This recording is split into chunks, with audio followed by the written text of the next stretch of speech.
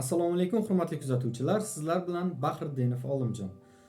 Azizlarim, ko'pchiligimizda shunaqa narsa borki, biz kutishdan charchadim deymiz. Ya'ni hamma narsani kutamiz, har doim kutamiz.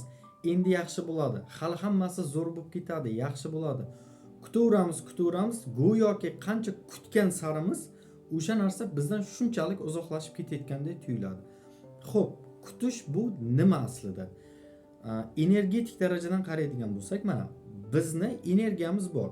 Xuddi mana telefonga kelayotgan signallar va ketayotgan signallar ko'rinmagani kabi bizni ham tanamizda signal ketadi, keladi, lekin ko'rinmaydi. Ya'ni biz ham atrofdagilar bilan, umuman koinot bilan, olam bilan energiya almashamiz. Endi siz nimadir kutayotgan bo'lsangiz, o'sha narsa misol uchun qachondir keladi, qachondir men ham zo'r bo'laman, qachondir munosabatlarim yaxshi bo'ladi, qachondir mana shu inson o'zgaradi. Kutasiz, lekin hech qachon o'zgarmaydi, hech narsa yaxshilanmaydi. Nega? Chunki kutish energiyasi shunday narsaki, siz hozirgi energiyangizni o'zingizdan olib kelajakka beryapsiz. Kelajakka. Qachondir bo'ladi, lekin hozir menda yo'q. Men hozir o'sha narsaga muhtojman, men kutyapman va qachondir bo'ladi deb energiyani umuman boshqa joyga beryapsiz. Siz doim hamma narsani kutaverganingizdan keyin u narsa siz kutayotgan natija yo kechikib ketadi, e'tibor berganmisiz? Bo'lishi kerak bo'lgan narsa bo'lmay qoladi. Kelish kerak bo'lgan pul kelmay qoladi o'z-o'zidan. Amalga oshishi aniq bo'lib turgan narsa yo o'sha inson fikridan qaytib ketadi, nima bo'lganda ham bu narsa teskarisiga ishlaydi. Endi kutishni o'rniga nima qilish kerak desangiz, kutishni o'rniga energiyani hozirga berish kerak. Ya'ni hozir men mavjudman, men shu yerdaman, men hech narsaga muhtoj emasman, hech narsa kutmayapman, men hozir to'liqman. O'ylab ko'ring, siz hozir kutyapsiz-ku, lekin o'sha natijaga erishsangiz qanchalik xursand bo'lasiz? Sizga o'sha holat nima beradi, qanaqa hissiyot beradi?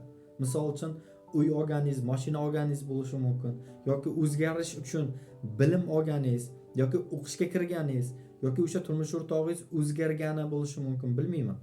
Nima bo'lsa ham, o'sha siz kutgan natijaga erishganingizda hozir nimani his qilasiz?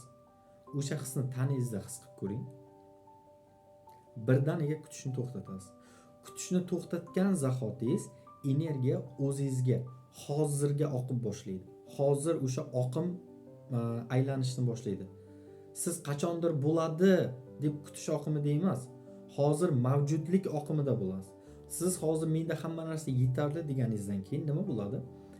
Borga yana qo'shib beriladi, yo'qdan bor ham olib qo'yiladi. Bu goh munosabat bo'lsin, pul bo'lsin, qo'rquvlar bo'lsin, istalgan narsaga ta'sir qiladi.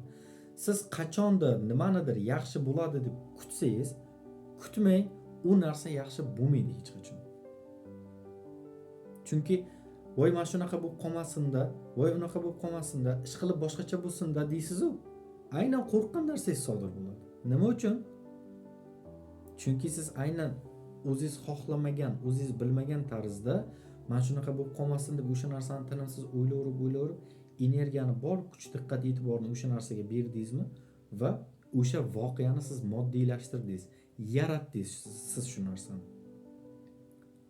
Endi agar siz kutishni to'xtatib, bor e'tiboringizni hoziringizga, o'zingizdagi mavjud narsalarga qaratishni boshlaganingizdan keyin to'liqlik, to'yinganlik hissi keladi sizga. Va to'yinganlik hissi sizga baxt beradi. Shuning uchun ham baxtni kelajakda, ertaga, indin qachondir keladi deb baxt hech kimdan, hech qayerdan kutilmaydi. Baxtingizni hech narsaga bog'lamang. Siz mavjudligingiz bilan nursiz, mavjudligingiz baxtingiz sizni. Sizlar bilan ong osti bilan ishlovchi mutaxassis Bahriddinov Olimjon bo'ldi. Salomat bo'ling azizlar.